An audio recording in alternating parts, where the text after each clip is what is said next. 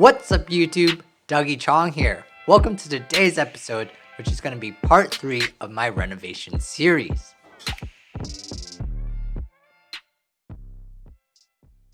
If you haven't seen the first 2 parts, I'll leave a link in the description below, but in today's video, it's going to cover days 6 through to 12.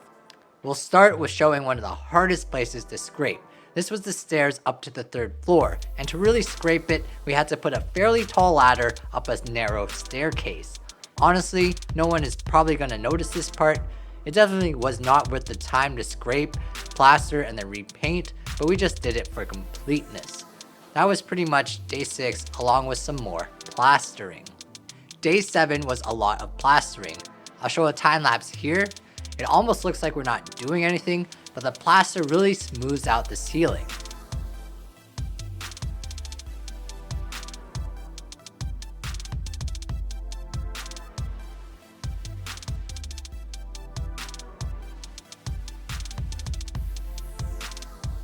Here's some photos before the plastering, and you can see there's a lot of marks, texture, and even some water stains on it.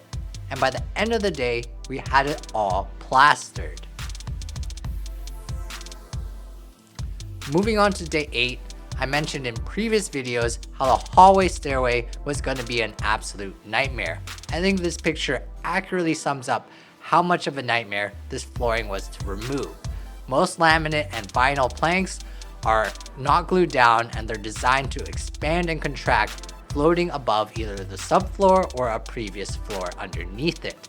I guess the people that installed this was lazy and really glued it down like crazy. Simply prying it seemed to take off parts of the subfloor with it, so we had to cut it into smaller pieces before chiseling it out slowly.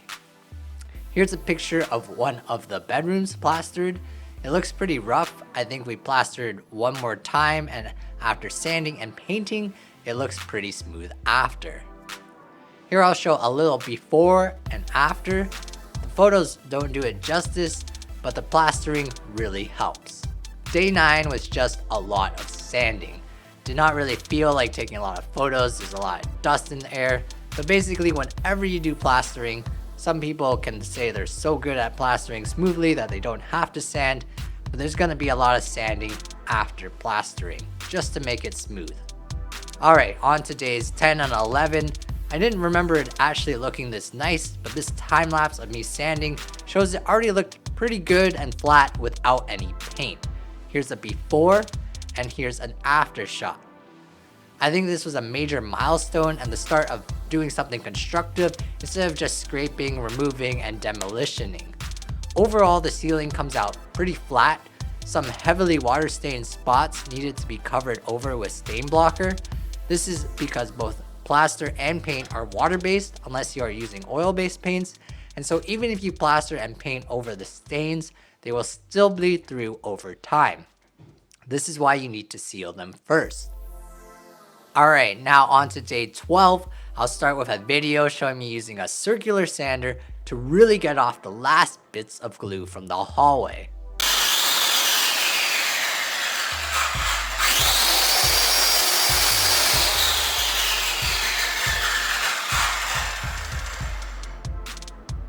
This stuff was very tough to get off. Regular palm sanders would just not do the trick.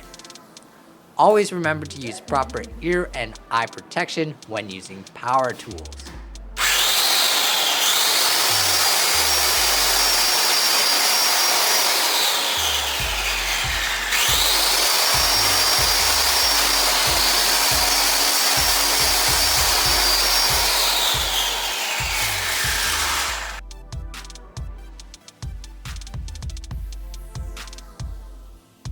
I'll also show the result of putting the sealant on. You pretty much cannot see the stain anymore after it was sealed. I'll end with a time lapse showing the frustration I had taking off that glue in the hallway.